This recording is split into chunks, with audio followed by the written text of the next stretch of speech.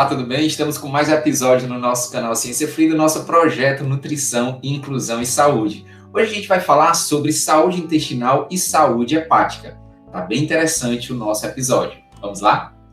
Para início, nós precisamos conhecer que o trato gastrointestinal ele tem total comunicação com todos os sistemas do nosso organismo. Mas aqui a gente destaca principalmente o que nós vamos falar sobre intestino e fígado. E se vocês observarem, nós temos aqui o sistema nervoso central, o cérebro, que tem uma comunicação direta com o intestino e com o fígado. E por que eu preciso manter saúde do intestino e a saúde hepática?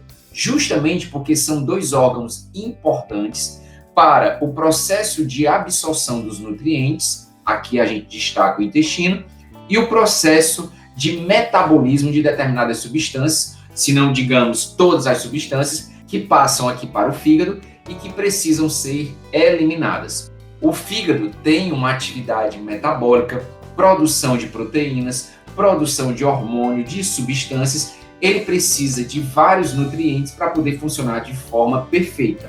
Quando nós não temos uma alimentação balanceada, quando nós não temos uma alimentação equilibrada, a gente, a médio e longo prazo, vai comprometer o funcionamento hepático. E aí, olhando para o intestino, nós sabemos que o que nós consumimos, ele pode afetar diretamente ao sistema nervoso central. A saúde intestinal, tão falada por nós nutricionistas, ela é justamente essa chamada de atenção para a escolha correta dos alimentos, para que não haja comprometimento nessa absorção e muito menos uma interferência do sistema nervoso central, causando aí várias doenças comportamentais que na literatura já está descrita. O intestino, ele também é um ambiente de sobrevivência ou de vida de vários micro-organismos, que nós chamamos aqui de bactérias.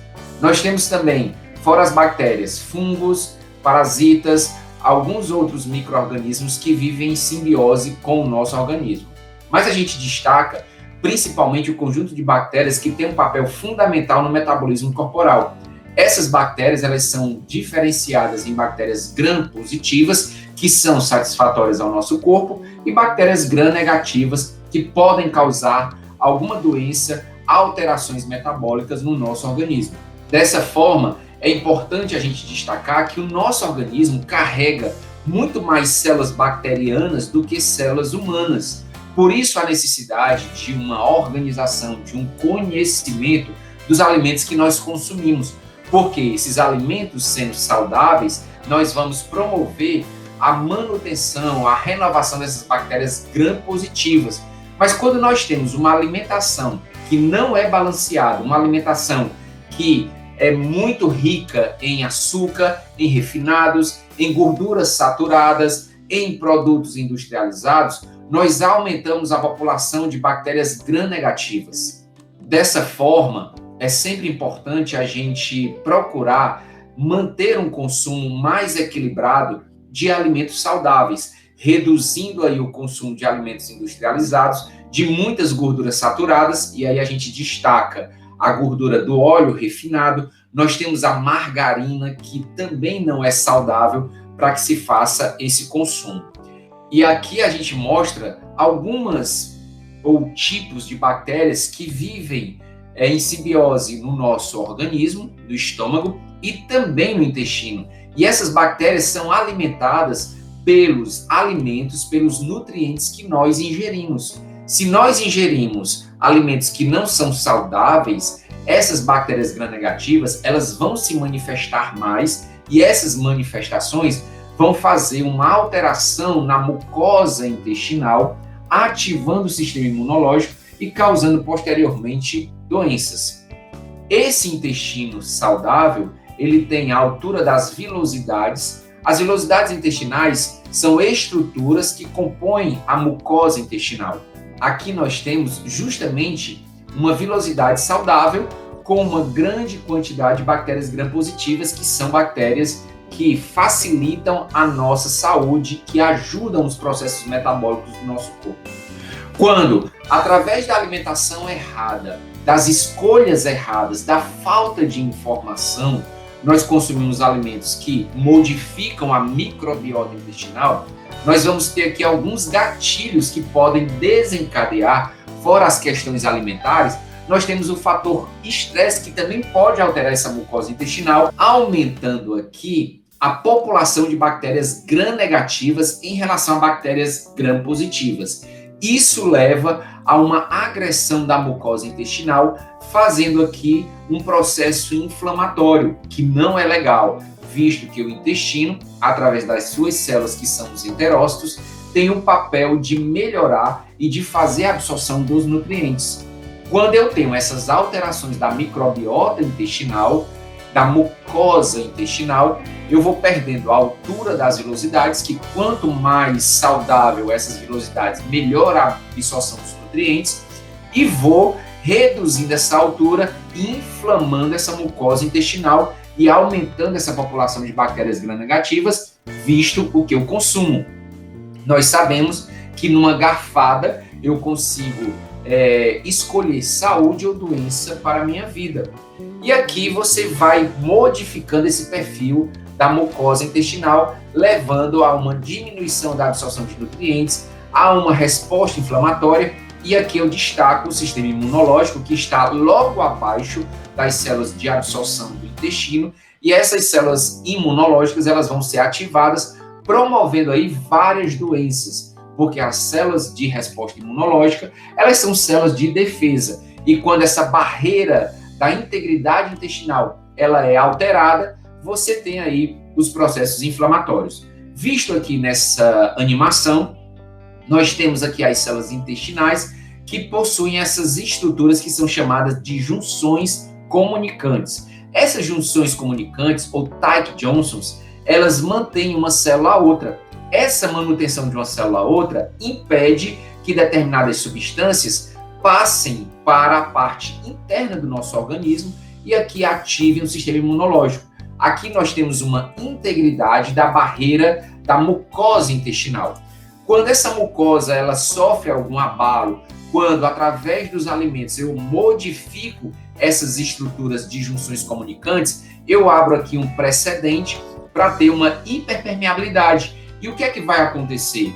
Aqui eu tenho uma substância que não era para atravessar a barreira, a mucosa intestinal, e essa substância ela atravessa. Quando ela atravessa, ela vai ativar o sistema imunológico e aqui vai desencadear respostas inflamatórias. Um dos sinais que a gente sempre avalia no paciente, e aí você também pode avaliar, é o tipo de fezes. O cocô, literalmente, né, que você faz, você tem aqui um aspecto da composição, da estrutura dessas fezes. Tem pessoas que fazem fezes cápricas, bolotinhas mesmo, falando no popular. Você tem fezes mais ressecadas, você tem aqui um perfil totalmente de fezes ressecadas. Aqui é o padrão normal, na escala de Bristol, que é o padrão 4, não esquecer. E existem pessoas que têm fezes mais amolecidas, quase diarreicas. Esse padrão ele fala muito do paciente, mas nós também temos pacientes com fezes na escala Bristol 4, que é considerada normal, mas que tem uma alimentação errada, que tem alterações metabólicas e que isso não é legal. Destaco aqui que é um padrão que o nutricionista ele faz, é avaliar os tipos de fezes do paciente, destacando que a escala Bristol tipo 4 são as fezes consideradas mais dentro dos parâmetros normais. Outro detalhe que nós precisamos ter cuidado, e nós falamos anteriormente no título do nosso episódio, que é a saúde aí do intestino e do fígado. O fígado ele é um órgão que produz muitas respostas metabólicas para justamente eliminar, para poder distribuir nutrientes, para poder produzir substâncias, para poder fazer um metabolismo de muitas moléculas. Eu preciso ter um fígado muito saudável.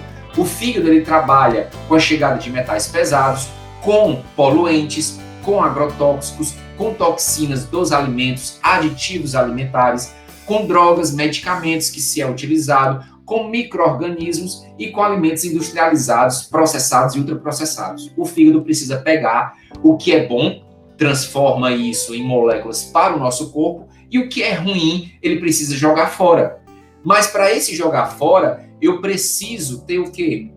Eu preciso ter essa consciência de que eu preciso de nutrientes. Porque quando esse fígado ele não recebe os nutrientes corretos, ele vai desenvolver várias doenças, visto que fígado e intestino estão interligados com o sistema nervoso central, e aí você pode ter quadros de enxaqueca, alterações no apetite, alterações na microbiota intestinal, problemas cardiovasculares, alterações do sistema imunológico e alterações no sono. Associado a isso no mundo moderno, nós temos um aumento de um hormônio que é o hormônio estressor, que é o cortisol. O cortisol vai alterar muitas funções comportamentais, gerando, juntamente com o fígado que não trabalha de forma correta, alterações metabólicas e sistêmicas. Para isso, nós precisamos, para as reações acontecerem, eu preciso de vitaminas do complexo B, preciso de nutrientes protetores aqui. Nós temos também reações subsequentes para as reações de detoxificação ou de eliminação de substâncias do fígado. Eu tenho os aminoácidos, e aí os aminoácidos são servidos através dos alimentos proteicos. Você tem, quando esse fígado não funciona de forma correta, endotoxinas e exotoxinas que podem comprometer essas funções do funcionamento hepático de forma normal, levando aí uma dificuldade de excreção e produzindo espécies que levam à inflamação do próprio órgão. Sabemos então que a alimentação equilibrada, que a alimentação orgânica, que alimentos saudáveis, que a utilização de fitoterápicos, de substâncias ou de compostos bioativos dos alimentos favorece uma boa eliminação hepática através das fezes e da urina. Comer bem é um ponto fundamental para que o seu fígado possa funcionar de forma correta. E aqui nós temos alimentos e suplementos, quando necessários, são prescritos por nutricionistas para fazer a biotransformação e a eliminação de substâncias pelo fígado, visto que o fígado é um órgão metabolicamente ativo. Você tem aqui orgânicos, a couve-manteiga, semente de girassol, você tem o resveratrol da uva, aqui a silimarina é um composto bioativo excelente para a função hepática, para funcionamento do fígado. Você tem o ômega 3, o suplemento, a chia, excelente fonte de fibra. Você tem a quercetina que está presente na casca dos alimentos que sejam orgânicos. Você tem o açafrão, a cúrcuma, excelente anti-inflamatório. A batata yacon, que não é muito da nossa realidade, né, aqui do Nordeste, mas você tem no supermercado para vender, é excelente como utilização de vitaminas. Os probióticos que nós iremos falar nos futuros episódios, esses alimentos e suplementos, eles modulam a função intestinal e também e principalmente a função hepática. Você tem as isoflavonas da soja, sendo ela não transgênica. O café também, ele nos oferta vários compostos que melhoram a detoxificação hepática. Você tem o própolis, excelente, você pode fazer 10 gotinhas de própolis na água todos os dias. O aloe vera, também como um componente para detoxificação. Chá verde, riquíssimo em antioxidante. Você tem a rutina, um composto bioativo. O próprio pistache, o açaí, excelente fonte de antocianina. Você tem o zinco e os aminoácidos de cadeia ramificada, que nós iremos falar aqui quando associarmos ao exercício. Também nós temos o selênio da castanha do Pará, nós temos a glutationa do abacate, nós temos a semente de abóbora, que você pode fazer uma farinha da semente de abóbora, torrando a semente, depois triturando e acrescentando sobre as suas preparações. Erva mate, o chamate, excelente fonte de antioxidante. A jabuticaba, que não é muito da nossa região Nordeste, mas também uma outra fonte riquíssima de antocianina. Você tem os glicosinolatos através do repolho, do brócolis, da acelga, da couve de Bruxelas, vários outros vegetais verdes que são ricos em glicosinolatos. O sol, ativador da vitamina D, vitamina A em alimentos e, quando necessário, em suplementos. Você tem a banana como fonte de potássio, e se for banana orgânica, você utiliza até a casca para fazer um bolo da casca de banana, excelente fonte de fitomelatonina, que é um indutor de sono. Veja, através da natureza, nós temos muita riqueza para dar ao nosso organismo. Então você precisa mudar hoje a sua atitude. Dieta é tudo que nós consumimos. Nós precisamos realmente de um padrão alimentar. Você precisa ter na sua agenda alimentos saudáveis e seguros para o consumo, alimentos limpos, isentos de venenos, de aditivos alimentares, reduza os produtos industrializados, faça refeições e consuma apenas 80% da sua capacidade total. Assim você dá uma saúde melhor ao seu trato gastrointestinal. Durma bem, isso é um ponto fundamental, porque o sono ele é regenerativo, ele é restaurador, é necessário que o sono ele seja equilibrado, que seja um sono limpo, que nós também iremos falar em episódios futuros dentro do nosso projeto. Ingira água, a ingestão de água ela é necessária, você faz o cálculo de 35 ml por quilo de peso corporal, ali é o volume de água que você tem que consumir por dia. Medite, trabalhe a resiliência.